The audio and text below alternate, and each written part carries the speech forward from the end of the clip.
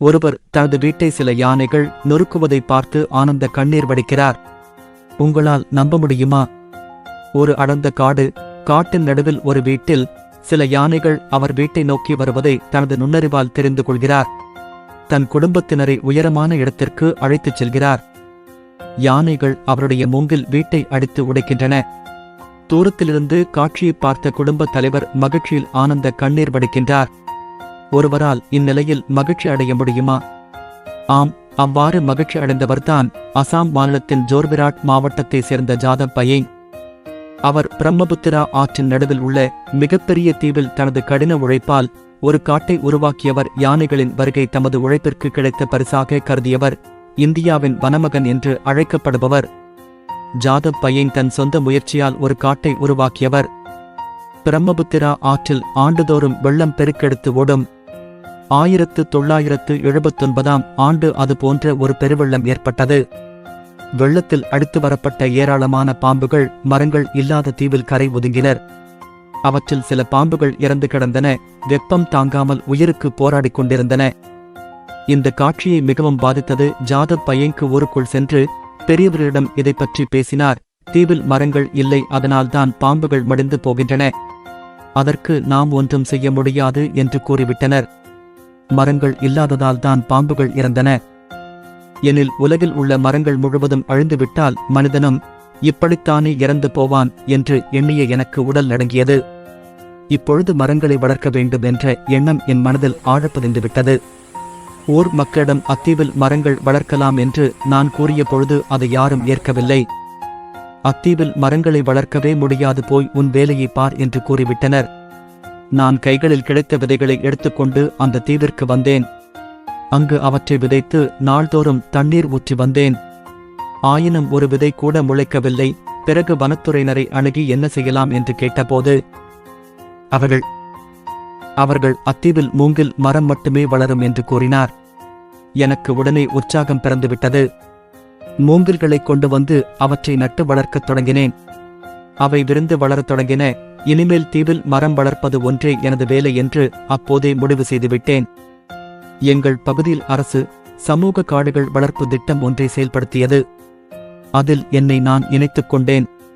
அவர்களுடன் இணைந்து இத்தீவு முழுவதும் பல்வேறு மரங்களை நடத் தொடங்கினேன். அந்த திட்டம் 3 ஆண்டுகளில் முடிந்துவிட்டது. நான் மட்டும் இங்கேயோ தங்கியிருந்து அனைத்து மரக்கன்றுகளை பாதுகாத்து வந்தேன். ஆனால் மூங்கிலை தவிர வேறு எந்த மரமும் வளரவில்லை. அப்போதுதான் அசாம் வேளாண்மை பல்கலைக்கழக பேராசிரியர் ஜாதுநாத் அவர்களின் நினைவு எனக்கு வந்தது. சிறுவயதிலிருந்தே எனக்கு அவரை தெரியும். அவரிடம் என்னுடைய மரம் வளர்க்கும் திட்டம் பற்றி கூறினேன். உடனே அவர் மணல் பரப்பில் மற்ற மரங்கள் வளர வேண்டும் எனில் மண்ணின் தன்மை அதற்கு ஏற்ப மாற்ற வேண்டும். அதற்கு மண்புழுக்கள் மட்டுமின்றி சிகப்பு கட்டெரும்புகளும் உதவும் என்று கூறினார். ஆனால் என்ன செய்வது, மண்ணின் தன்மை மாற்ற வேண்டுமே. நூற்றுக்கணக்கான எறும்புகளை கொண்டு வந்து இங்கு விட ஆரம்பித்தேன். கட்டெரும்புகள் ஊர்ந்து செல்ல செல்ல மண்ணின் தன்மை சிறிது சிறிதாக மாறத் தொடங்கியது. காடுகளில் ஆங்காங்கே பச்சை பசும் புற்கள் தலை காட்டத் தொடங்கின. அப்போது எனக்கு ஏற்பட்ட மகிழ்ச்சிக்கு அளவே இல்லை. அதன் பின்பு நான் நட்ட மரங்கள் அனைத்தும் வளர்ந்தன. கால்நடைகள் வளர்ப்புதான் என்னுடைய வேலை. அவற்றின் சாணத்தை ஒரு துளி கூட வீணாக்காமல் இயற்கை உரம் தயாரிக்கத் தொடங்கினேன். ஒரு பழம் சாப்பிட்டால் கூட அதன் கொட்டையை வீசி எறியாமல் விதையாக சேர்த்து வைப்பேன். பிறகு மழைக்காலம் தொடங்குவதற்கு முன் விதைகளை எடுத்து தூவ தொடங்குவேன். இப்படி ஒவ்வொரு ஆண்டும் நான் தூவிய விதைகள்தான் இப்போது நீங்கள் பார்த்து கொண்டிருக்கும் இக்காடு. ஆற்றின் கரையோரம் இருந்த செடிகளுக்கு தண்ணீர் ஊற்றுவதில் எனக்கு சிக்கல் ஏற்படவில்லை. ஆனால் தொலைவில் இருந்தது செடிகளுக்கு நீர் ஊற்றுவது சற்று கடினமாக இருந்தது. அதற்கும் ஒரு வழியை கண்டுபிடிப்போம். செடியை சுற்றியும் குச்சிகளை நட்டு வைத்து அதில் ஒரு பானையை பொருத்தினேன். அதில் ஒரு சிறு துளை இட்டு நீர் சொட்டு சொட்டாக வடிவதற்கான ஏற்பாடுகளை செய்தேன். பிறகு அதில் நீர் நிரப்பினால் ஒரு வாரத்திற்கு சிக்கல் இருக்காது. இப்படிதான் மற்ற செடிகளை வளர்த்து வந்தேன். செடிகள் வளரத் தொடங்கிய போது அவற்றின் பறவைகள் வந்து தங்கின. எச்சத்தால் பரவிய விதைகள் இந்த காடு வளர மேலும் துணை புரிந்தன. விலங்குகள் பலவும் வரத் தொடங்கின. அப்படித்தான் ஒரு நாள் யானை கூட்டம் ஒன்று வந்தது.